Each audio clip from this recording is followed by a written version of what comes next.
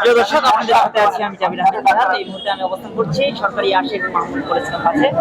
এই ক্যাম্পাসে বাংলাদেশ ইসলামী ছাত্র শিবিরের প্রকাশনা অনুষ্ঠান চলছে।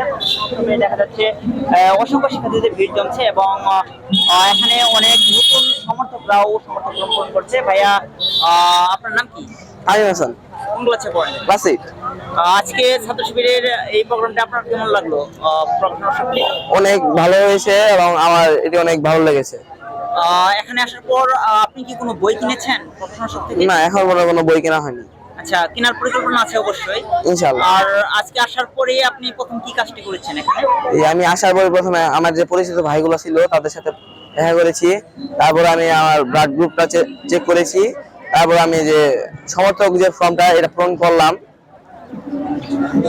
সমর্থক ফর্ম পূরণ করার ক্ষেত্রে আপনার অনুভবটা কি? মানে কিভাবে আপনি সমর্থক ফর্মটা পূরণ করলেন? এখানে কি কি ছিল এবং আপনি সমর্থক ফর্মের পুরোটা পড়েছেন কিনা?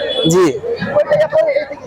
যে বিষয়গুলো আপনি পড়েছেন এই বিষয়গুলোর প্রতি তো আপনি অবশ্যই একমত।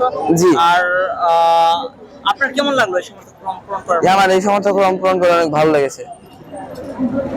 আচ্ছা, ছাত্র শিবিরের এ ধরনের আয়োজন সত্যি প্রশংসনীয় বলে আমি মনে করি। এখানে প্রকাশনা উৎসবের সবচেয়ে আপনার কাছে সবচেয়ে ভালো দিক কোনটা মনে হচ্ছে? মানে সবচেয়ে ভালো আমার কোন বিষয়টা আপনার লেগেছে? আমার সবচেয়ে ভালো লেগেছে ডাক্তার যে এইগুলা যারা গরিব মানুষ তাদের দেখা যায় যে চিকিৎসা নিতে গেলে অনেক টাকার প্রয়োজন হয়, তার চিকিৎসা নিতে পারে না ঠিক মতো। এইখানে ডাক্তাররা চিকিৎসা দিতেছে, ফ্রিতে ওষুধ দিতেছে, এটা অনেক ভালো হয়েছে।